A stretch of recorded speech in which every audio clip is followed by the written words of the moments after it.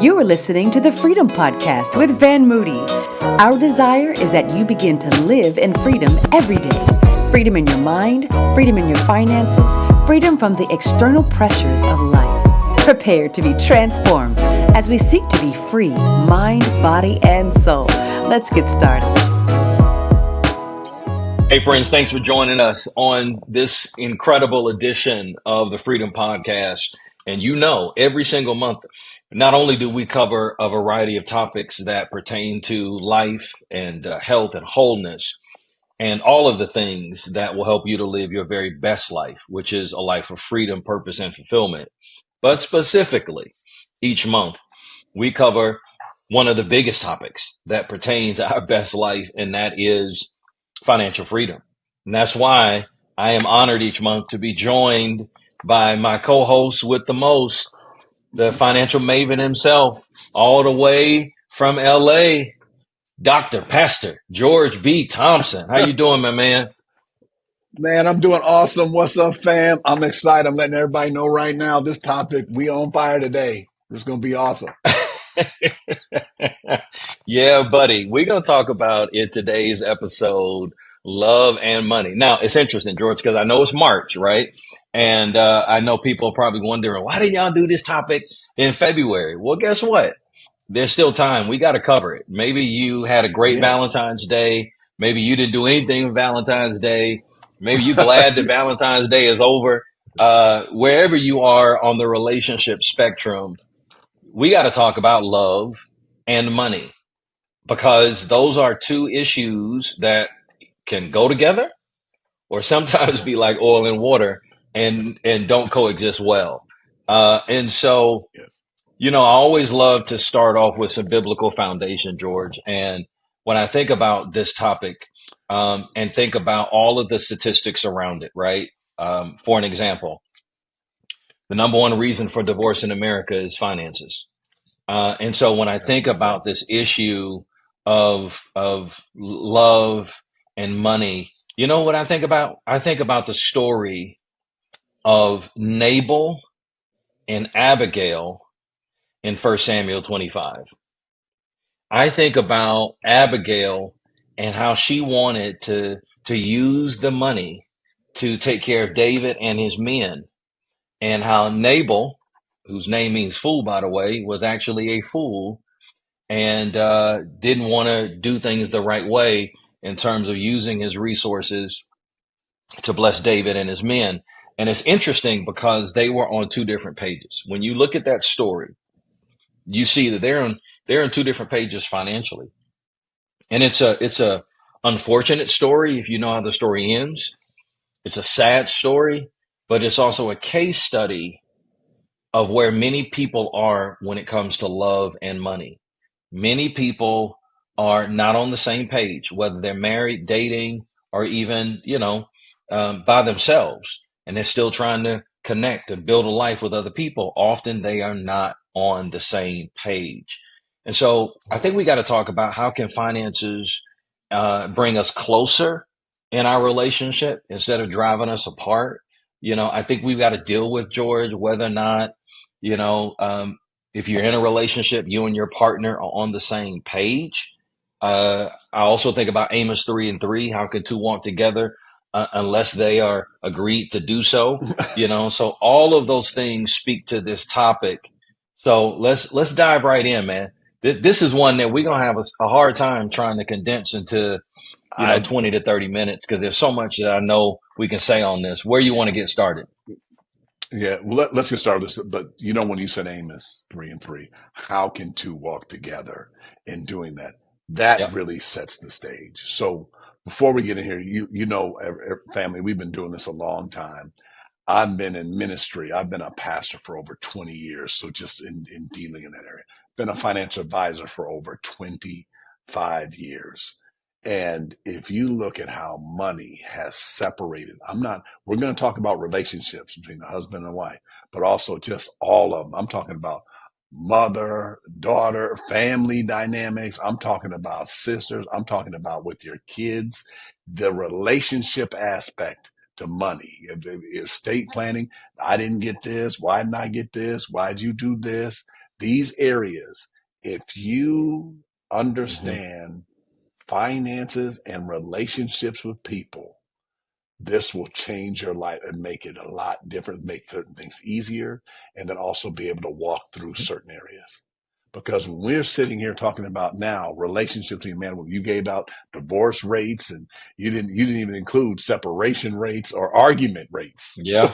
How much of them Yeah. are about money? They're high. Then it drops up in the 90s percent because they're derivatives of that, meaning that Yeah. somebody's saying he's working too many hours. He doesn't spend any time with me. He's like, I'm working to keep paying for this, and find out you don't even want that. And the different Yep. things. So there's derivatives of that. He's always tired when he's running. Well, he's working or she's resentful. So it stems from so many different areas. So in the book, the wealth playbook, and I was talking about, I do a session. Me and my wife do a session. I think we've done it at also at your church. It's called financial intimacy. Financial Yep. intimacy is how you relate to money with Yeah. another person. So there's certain things that we're going to walk through today, and we always come with 5, but we're going to see how many we get through, and we're doing this. But one of the first things you have to do with finances is you have to have communication, and you have Yep. to have a time when you do it. Now, everybody in family, that time needs to not be when the lights shut out or shut off. Right. And then all of a sudden they didn't pay light bill. And then you say, honey, tonight we're eating candlelight dinner. Now it needs to be because you want to do candlelight dinner Right. and in doing that. But you have to have a plan. So first thing is you've got to have how you communicate about money. Yeah. So a lot of times when you always see me talk in my books and seminar, when you see me, I call them kitchen table conversations. So you want to sit down and then you're doing that and you're doing that. So like right now, our family's having these because we're deciding now what we're going to do for the summer. Because Yep. see, what happens is, I'm just saying this now, I'm talking to all the people that are, but sometimes say fathers or just the people that are doing this, is that people have ideas all over the world they want to travel. But then I'm like, hey, okay, so for us to do that, I just want you to know these are some things you need to do. Okay, one, we can't go out and eat it. These are what we have to do to get there. And this is how we Hmm. have to save to do this and then do that. So we set it with goals, and then we decide we're going to do this. So let's talk about a married couple. Right now, you should be talking about where you're going to go on vacation.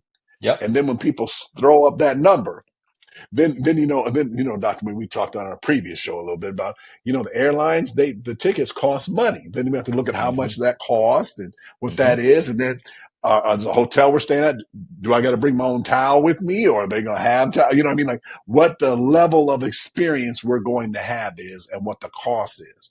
And Yep. then we got the practical points. If you remember, I think Dr. Moody are the points king. You figured out how to get the points and the things and everybody. Because Hmm. I'll tell you right now, we were sitting in this hotel, and my daughter said, "Why we pick this hotel?" I said, "This is the one Dad has the points for." I'm like, "So that's why we here."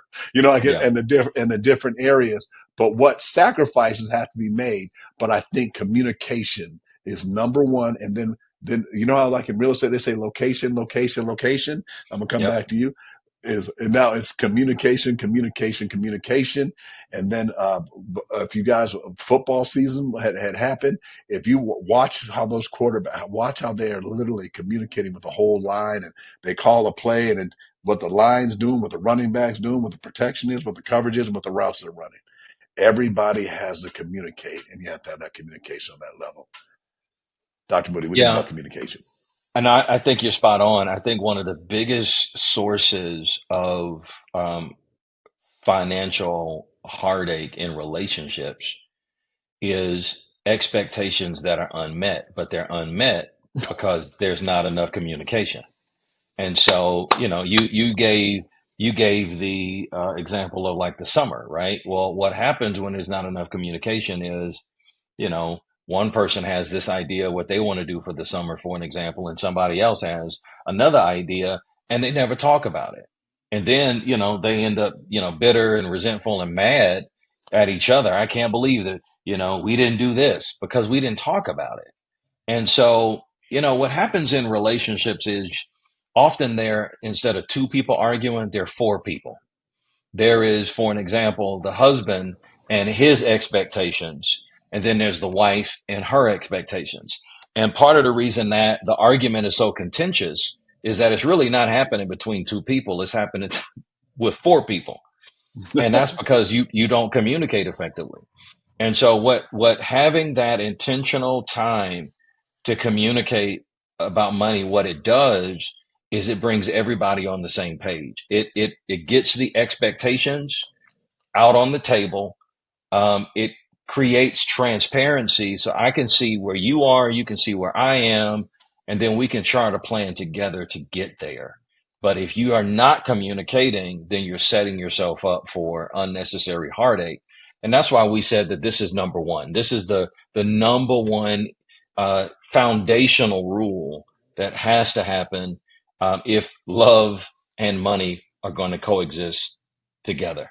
So let's get to the second one. What's rule number 2, George? And before we do that, wait, I got to clap though. That when you said that and the expectations, Yeah. everybody, I was gonna say write it down, type that down. What he just said, because I just right when he said that, like I don't know the movie, but all my mind computer screen into all the arguments when people, a woman, we had a wife come on, she said she was pregnant and then her husband went out and bought a motorcycle, and when he came in, she wondered why she was mad. I said, we thought when I went to the garage, I thought she thought you were going to have a crib out there.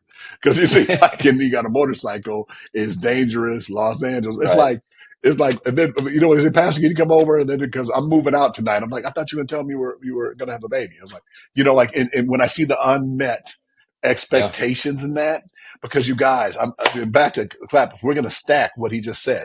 So do you guys see how, like, if you're going to, so let's say you want to go on a trip that's really nice, that you travel overseas, naming a country and things like this.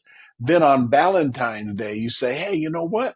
We're going on this trip. So, hey, let's go on a picnic where I actually cook the food. And then you sit here and you go on a picnic out somewhere or in somewhere. You like do certain things economically earlier, like do a staycation earlier so you can do the vacation that instead of the other things this way, right? Don't do nothing and then don't go on the trip. And then one party's mad. Or the opposite. Right. Spend all money all year on Valentine's Day, all this, travel, and then go on the trip. And then the person is sitting there with all that on their credit card, plastic crack. And then they're on the vacation and they're sitting at the beach, but they're like, how They're am stressed I going out. to pay this off? Right. They're like, and they're sitting on the plane. And then every time, then in dessert, when they order dessert, you're just like, oh my goodness. Like everything, they're like, do you want anything to eat? And then hey, they said, we need to go on a 40-day fast for everything on the trip. I'm sorry, y'all, we can't be laughing like this.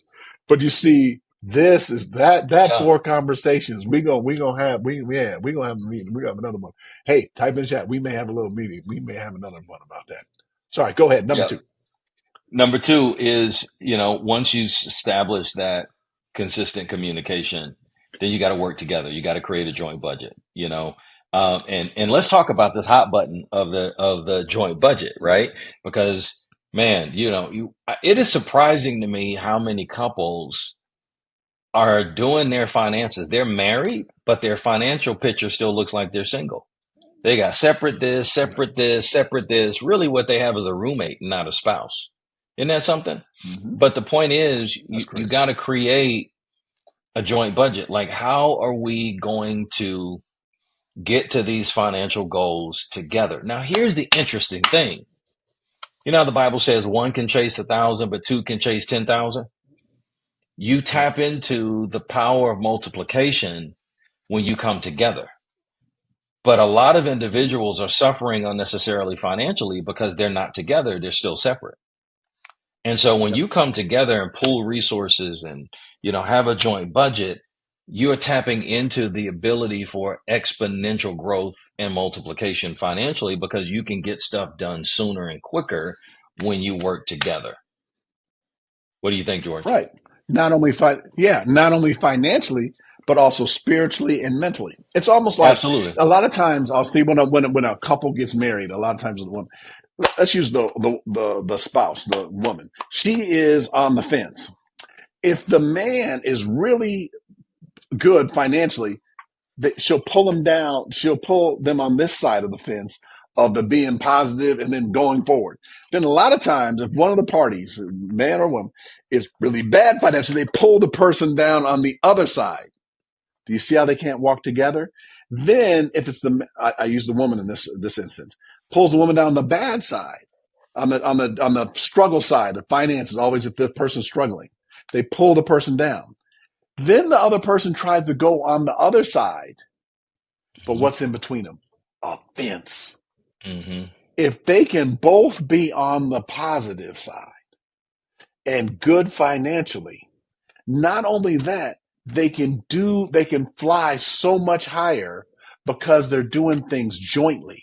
They have not only a joint budget, but then maybe they'll handle a little more in the bonus round, but then also they'll have what's called short term. They'll be in 3 buckets, everybody. Short term means like your budget, where your budget's at. Okay. Then I'm going to say custodial. Then that's midterm. That's the vacations. That's the do things that's like less than 18 months.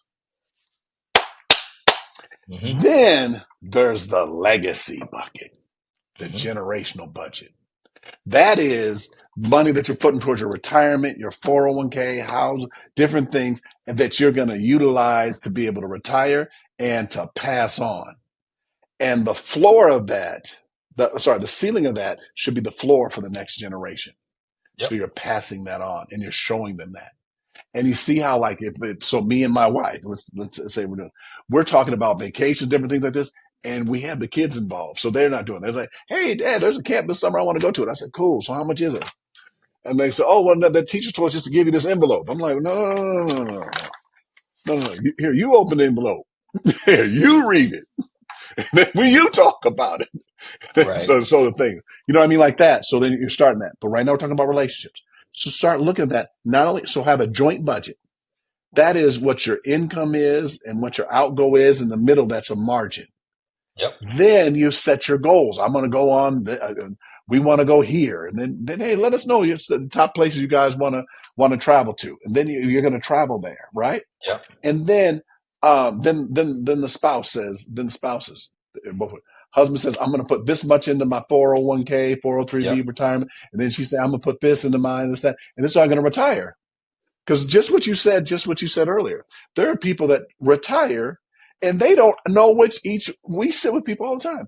I don't know how much my husband has for his retirement. And then you guys know how when people travel, that picture. You know that picture you take? You know the one that when you're sitting there on the beach, right, and the water's out in front of you, and you take a picture of your feet all on the sand and all that? Don't take that picture by yourself. That's by you not having that or having a plan with somebody. Then also, remember we told you on the trip, are you going to be on the wave runners? Are you going to do this? Are you going to be able to do that? Or are you going to be sitting in the room wondering what you don't have the money? You have the money to get there, but you didn't have the money to have the fun or experience you want to have. Yep. That happens by you sitting down, and remember, number one, you communicate, and you got the short term. You got the budget. You have the budget. Then you got the custodial, right? And then you have the legacy bucket. So you want to actually be operating in all 3. The poorest person on earth is the person without faith. Humanity has been led to a critical crossroad, wondering if there is an alternative to the world as we have made it. In essence, a lot of people have simply stopped believing in anything or anyone. They have simply lost their faith in faith. While it is absolutely tragic to lose a job, to lose a spouse, to lose a child or home or business, these are not the greatest losses one can experience. The greatest loss in life is the loss of belief. When one loses the ability to believe, one loses both faith and hope. When hope is lost, purpose is canceled, and life is robbed of meaning.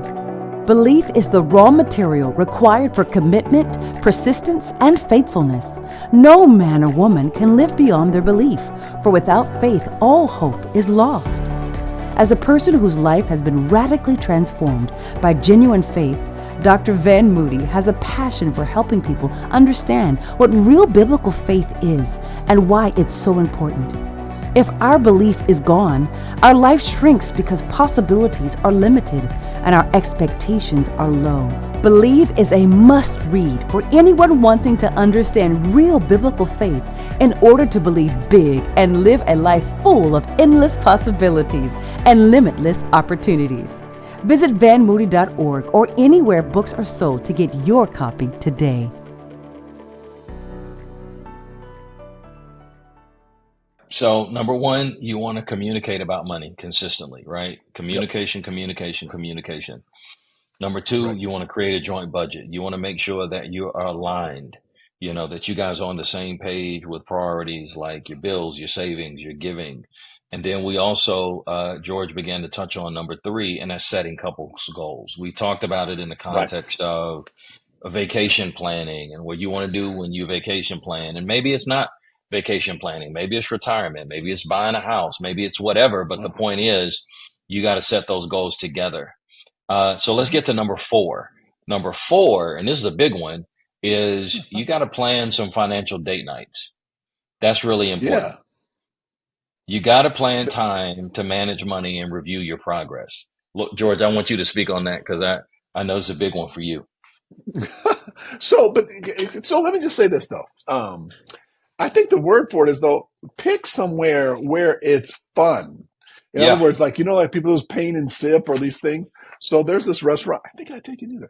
My wife loves this particular restaurant, and I ain't gonna hype them up too much, but she just loves it. So then I go there, and we can sit down, and then you have a piece of paper, you have something, and you kind of have it right. You just kind of talking, and then you just kind of do it. But you have to go in the right posture.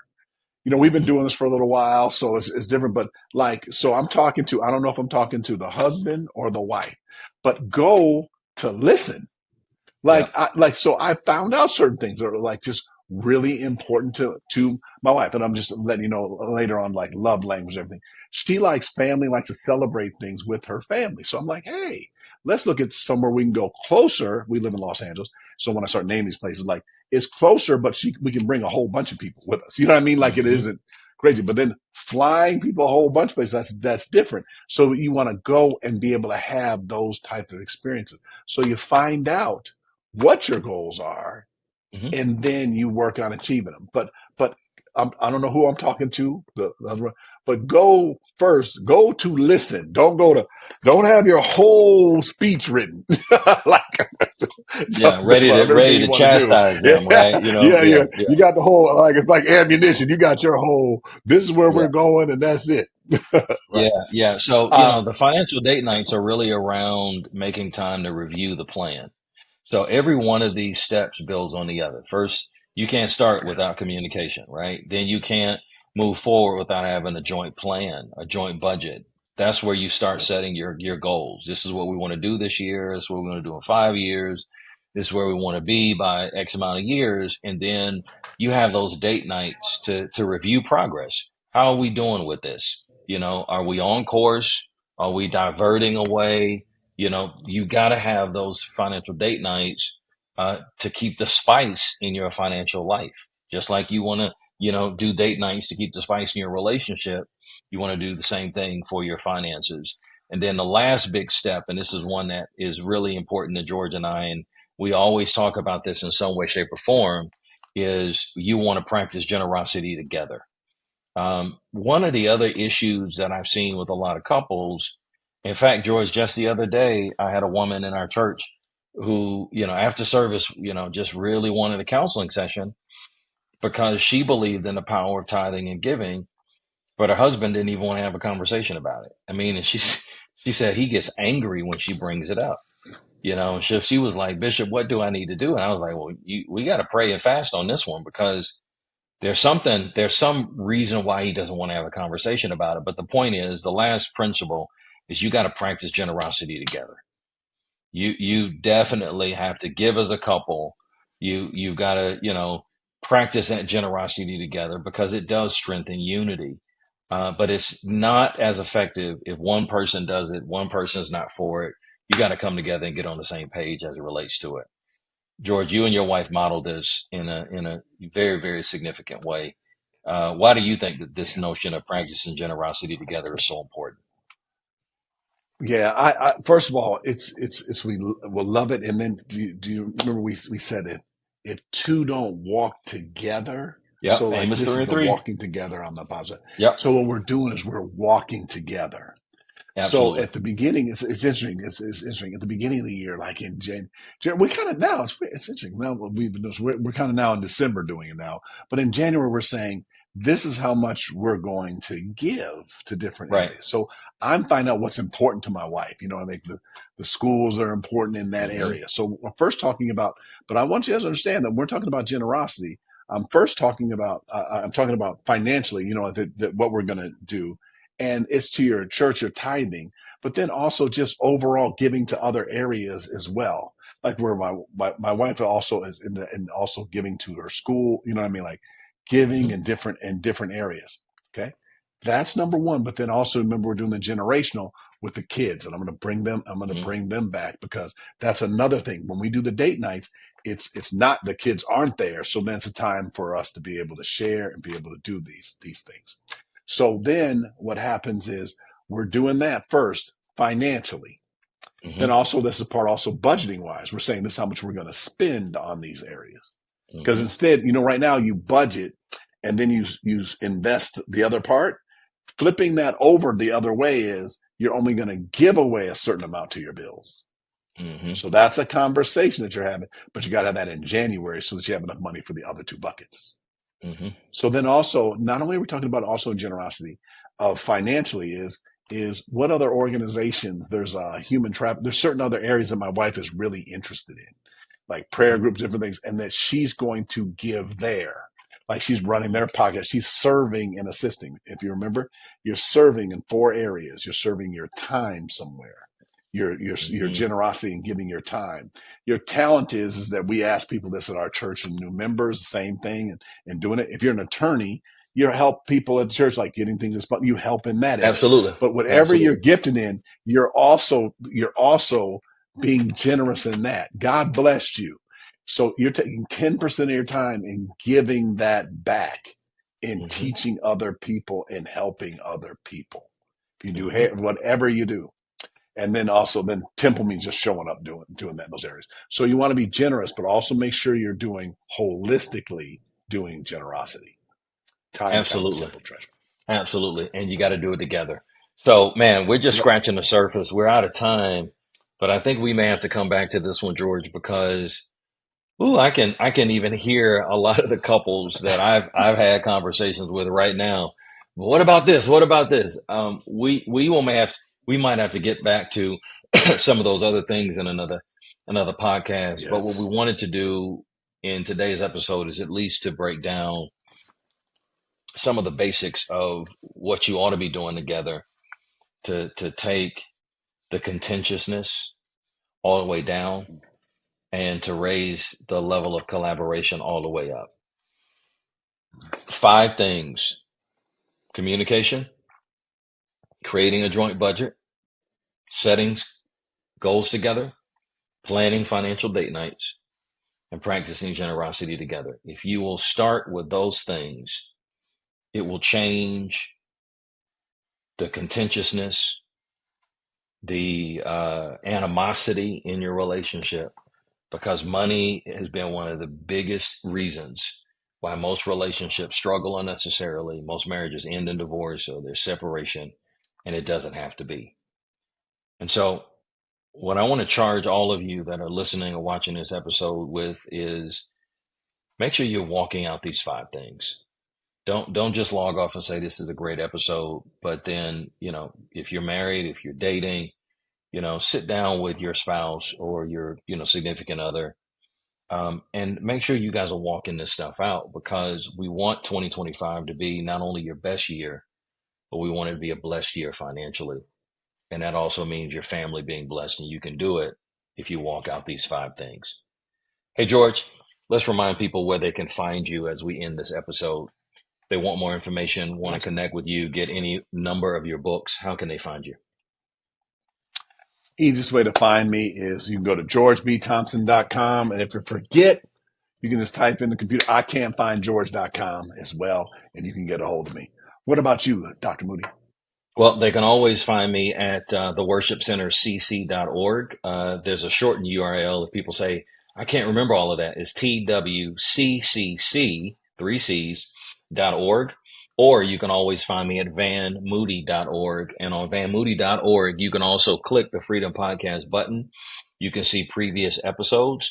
But I want to encourage you, if this podcast has added any value to your life, like it, subscribe to the podcast in your podcast, store, whether it's Android or Apple Podcasts. If you subscribe, you'll get a notification every time we drop a new episode. And also want to encourage you, if this has really been a blessing to you, why don't you consider supporting our podcast? We are getting ready to get into a bonus episode where we give more insight, more wisdom. We go deeper on these topics, and we do it with our partners, people that are, supporting this podcast, helping us to continue to curate amazing content. And to all of our podcast partners, I want to say thank you. And I look forward to this bonus episode that we're getting ready to get into. So listen, family, thanks for joining us. And we can't wait to connect with you again on our next episode. Take care. Thank you for listening to the Freedom Podcast. If you find inspiration, education, or fulfillment in our episodes, consider becoming a partner. Your donation ensures that we will continue delivering quality content alongside some of today's leading experts. Connect with us by becoming a Freedom Friend, a Freedom Champion, or a Freedom Funder. Together, we will continue to produce content that provides hope and healing. Thank you. Your generosity is appreciated.